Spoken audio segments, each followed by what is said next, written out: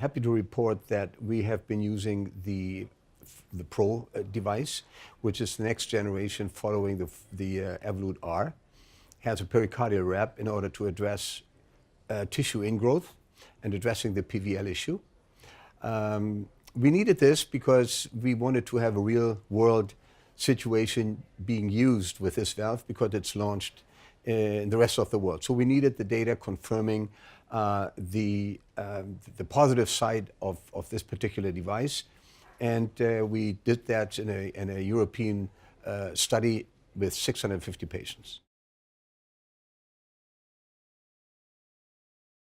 Yeah, it's a very carefully conducted, supervised study that you might call a registry. It's a multi-center registry, carefully conducted and followed up for years by a CEC committee, events committees, and all of that. So it's not a registry in the classic sense where you import your data. It's there's a source evaluation, and there is a follow-up call. There's a CEC committee, event committee. All of that's been taken care of, and we're very happy that we had a high follow-up rate of this particular trial. As you would imagine, the primary endpoint was all-cause mortality after 30 days. And then we had a number of secondary endpoints which were predefined. Obviously, because of the Pro design, we expected a patient bias, the selection for this particular valve, addressing PVL and addressing a little bit more complicated patient population in terms of calcifications of the annulus, of the outflow tract. And in fact, that has been the case. So 25% of these patients had severe, moderate to severe calcification of the leaflets, of the annulus, and of the outflow tract. That is the bias because you have a special valve. As you remember, the Forward R study results were really, really good. So we were struggling, how can we avoid that bias? But it is what it is. So 25% to 30% had severe calcifications within the valve. That's why the investigators pulled this valve out. Given that bias and that calcification, obviously that was a more challenging patient subset, but that is still real life. And so within that context, we had intermediate risk. The STS score was a 4.1. And this is classic intermediate care patient population. Anatomically challenging with almost one third with heavy calcifications.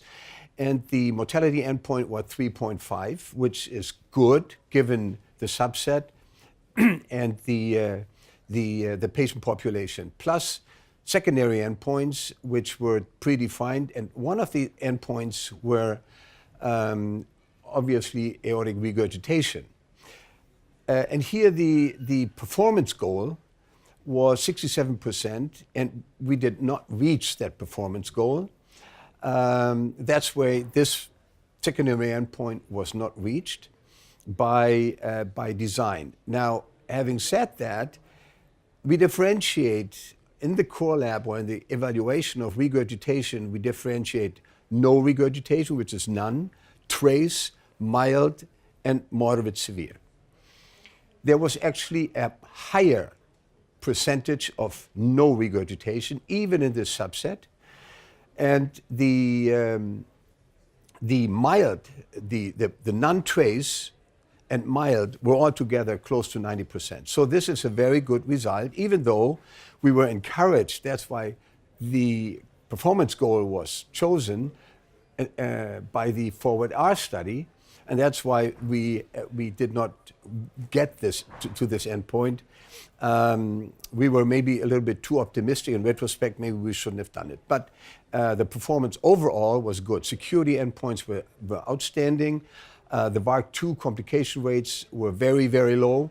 Bleeding complications, vascular complications, 1.8%. Referring to other studies where we had 8%.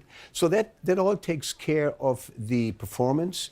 And we have to say that overall we're very happy with the results given the real world situation in this more complex patient subset.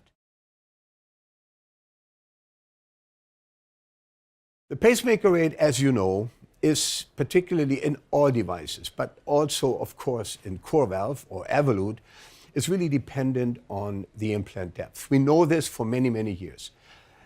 However, if the operator believes I can put the valve in with a depth of 5 to 6, we expect a higher pacemaker rate. So the pacemaker rate in this trial was 18.2% or 18.6%, which is something that we would expect. We know how to lower it if we have operators that would pay a little bit more attention to a high implant.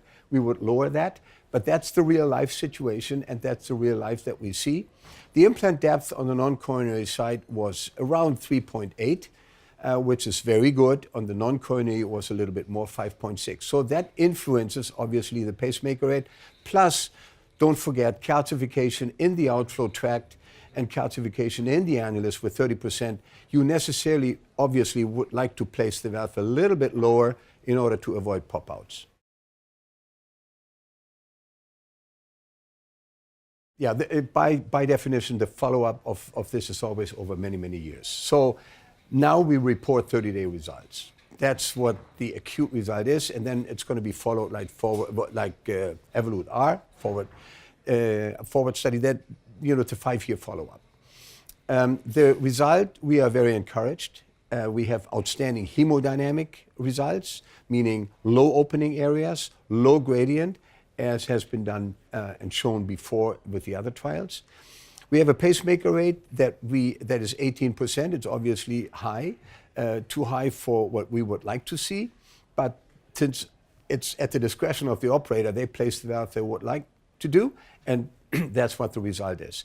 PVL basically is resolved. I don't think that we can argue if we take 89% of no, trace mild, and 1.8 moderate and severe PVL rate has been taken care of. And that's, even in this subset, is what we would like to see. So I think this device in a more complex patient population has done well. We are very, very happy with the peripheral device, with the mortality endpoint, with the bleeding situation, no migrate to pop-outs, but that's part of the procedure.